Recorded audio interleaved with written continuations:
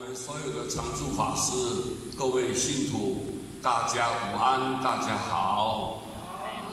我们按照惯例，那么每天你下午的2点到3点，我们一起在水利坛里头，我们都来礼拜阿弥陀佛，一起念佛共修。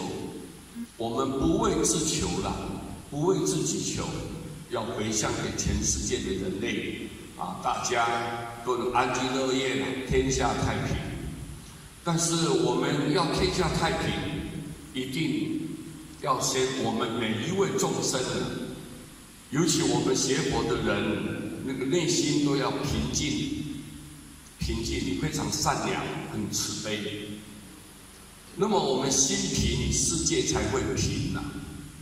如果心里面上下起伏波动很大，那你想要改变这个世界很困难。所以要改变环境，先要改变你自己。首先呢，让各位了解明白，我们如果心存歹念的恶念、恶毒的念头，那么天必牵制，上天绝对不容许你。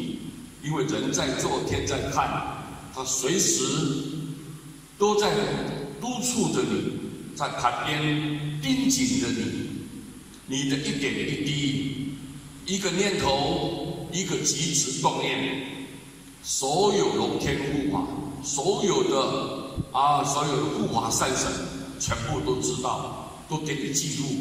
所以我们要了解，人如果心存了歹念，天地兼之，给歼灭你。你想要继续能够留存在人世间，很困难。如果我们心存了善念，天地护之，上天一定来保护你，疼爱着你，关照着你。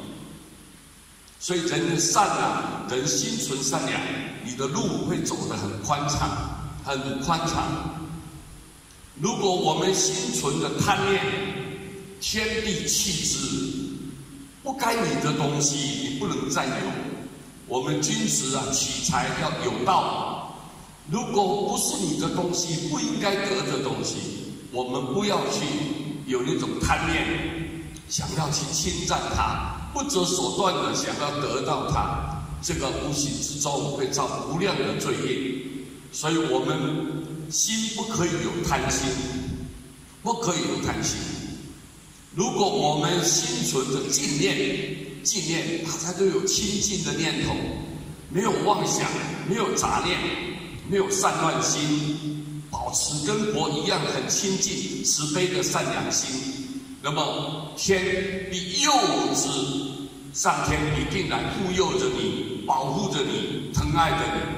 所以我们只要把这四个那种观念把它建立起来，我们的心很平静，心平静，一切唯心造，三界唯心现，唯识现。你的心是善良的、慈悲，外在的环境就跟着转变。所以今天师父几句话送给所有的莲友们，甚至于有缘的一切莲友。